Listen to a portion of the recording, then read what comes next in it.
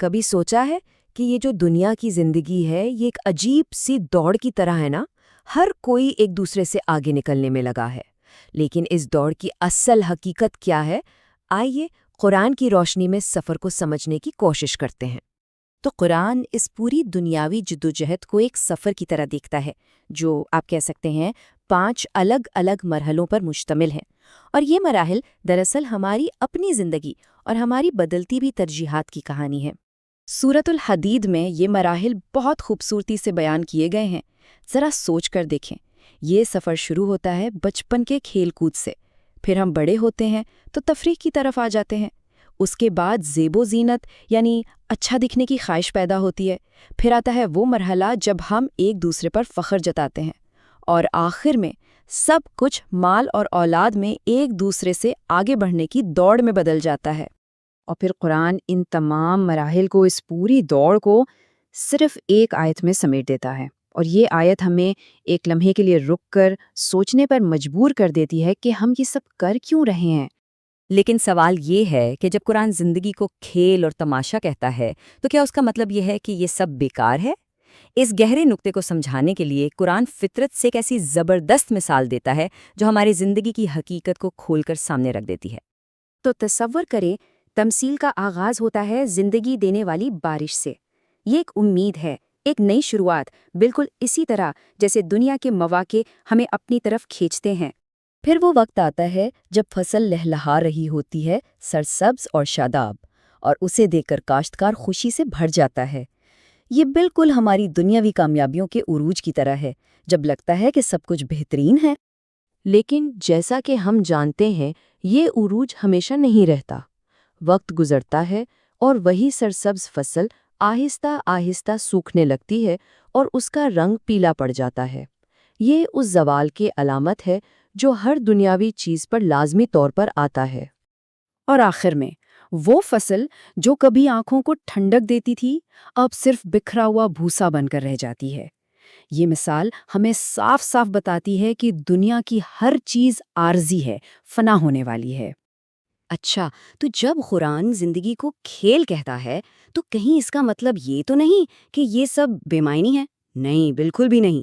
یہ اصطلاح زندگی کو بے وقات نہیں کہہ رہی، بلکہ اس کی عارضی یعنی ٹیمپریری نیچر کی طرف اشارہ کر رہی ہے۔ اس کو مزید سمجھنے کے لیے ہمیں عربی کی 2 اصطلاحات کو دیکھنا ہوگا، لیب اور لہو۔ دیکھیں، ان کا مطلب ہے کوئی ایسی ایکٹیویٹی، کوئی ایسا کام جو بس تھوڑی دیر کے لیے ہو، جس کا کوئی مستقل نتیجہ نہ ہو۔ یہ آخرت کی زندگی کے بالکل الٹ ہے، جہاں ہر عمل کا اثر ہمیشہ کے لیے ہوتا ہے۔ اور پھر یہ آیت آتی ہے جو اس فرق کو بالکل صاف کر دیتی ہے۔ یہ ہمیں بتا رہی ہے کہ اصل اور ہمیشہ رہنے والی زندگی تو آخرت کی ہے، جبکہ یہ دنیاوی زندگی بس ایک عارضی سرگرمی کی طرح ہے۔ اور اس بات کو سمجھانے کے لیے سید مودودی نے کیا خوب مثال دی ہے۔ وہ کہتے ہیں کہ دنیا میں جو شخص بادشاہ بنتا ہے وہ حقیقت میں اس ایکٹر سے مختلف نہیں جو سٹیج پر بادشاہ کا کردار نبھا رہا ہو۔ جیسے ہی ڈرامہ ختم، کردار بھی ختم۔ اسی طرح دنیا میں ہمارے عہدے اور حیثیتیں بھی عارضی کردار ہیں، ہماری اصل حقیقت نہیں۔ اچھا، تو سوال یہ اٹھتا ہے، اگر یہ زندگی ایک سٹیج کی طرح ہے، ایک عارضی کھیل ہے، تو پھر اس کا مقصد کیا ہے؟ ہم یہاں ہیں کیوں؟ اب ہم اس بات سے آگے بڑھتے ہیں کہ زندگی کیسی ہے اور اس طرف آتے ہیں کہ زندگی کس لیے ہے۔ تو مقصد کیا ہے؟ اور اس کا جواب قرآن اتنی خوبصورتی سے دیتا ہے۔ یہ دنیا کوئی بے مقصد کھیل نہیں، بلکہ یہ ایک آزمائش کا ہے۔ ہمیں یہاں پرکھا جا رہا ہے کہ ہمارے اعمال، ہمارا کردار کیسا ہے۔ تو دیکھیں، یہاں 2 بالکل الگ سوچ کے انداز ہیں۔ ایک طرف یہ سوچ ہے کہ زندگی کا کوئی مطلب نہیں، یہ بس ایک فضول خلفشار ہے، اور دوسری طرف قرآن کا نقطہ نظر ہے جو کہتا ہے کہ نہیں، زندگی بے حد بامقصد ہے۔ یہ ایک ٹیسٹنگ گراؤنڈ ہے جہاں خوشی اور غم، آسانی اور مشکل دونوں ہمارے کردار کو جانچنے کے لیے ہیں۔ تو پھر کرنا کیا چاہیے؟ کیا اس کا مطلب یہ ہے کہ ہم سب کچھ چھوڑ چھاڑ دیں اور جنگلوں میں چلے جائیں؟ نہیں، قرآن ہمیں ایک بہت ہی متوازن یعنی بیلنسڈ راستہ دکھاتا ہے۔ اور اسی توازن کے لیے قرآن میں یہ ہدایت دی گئی ہے جو پوری بات کا نچوڑ ہے کہ جو کچھ اللہ نے دیا ہے اسے آخرت کی فکر کرو، لیکن ساتھ ہی دنیا میں جو اپنا حصہ ہے اسے بھی فراموش نہ کرو۔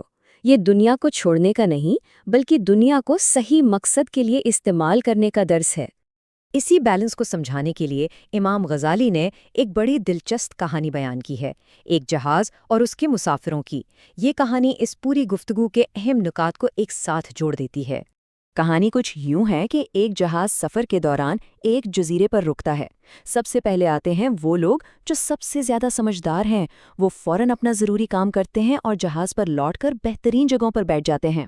फिर दूसरे लोग हैं जो जजीरे की खूबसूरती में खो जाते हैं और जब वापस आते हैं तो उन्हें बस गुजारे लायक जगह मिलती है। तीसरा ग्रोह वो है जो वहाँ से बेकार चमकदार पत्थर जमा करना शुरू कर देता है, जो बाद में जहाज़ में उनके लिए बोझ बन जाते हैं। और आखिर में कुछ लोग जजीरे में इतना खो जाते हैं कि जहाज़ उन्हें छोड़कर चला जाता है और वो वहीं तबाह हो जाते हैं। ये चारों किस्म के मुसाफिर दुनिया के साथ हमारे ताल्लुक की अक्कासी करते हैं। तो आखिर में सवाल सिर्फ ये है, जिंदगी का जहाज चलने को तैयार है। हमें खुद से पूछना होगा कि हम इनमें से कौन से मुसाफिर हैं। ये एक ऐसा सवाल है जिसका जवाब हम में से हर एक को खुद ही तलाश करना है।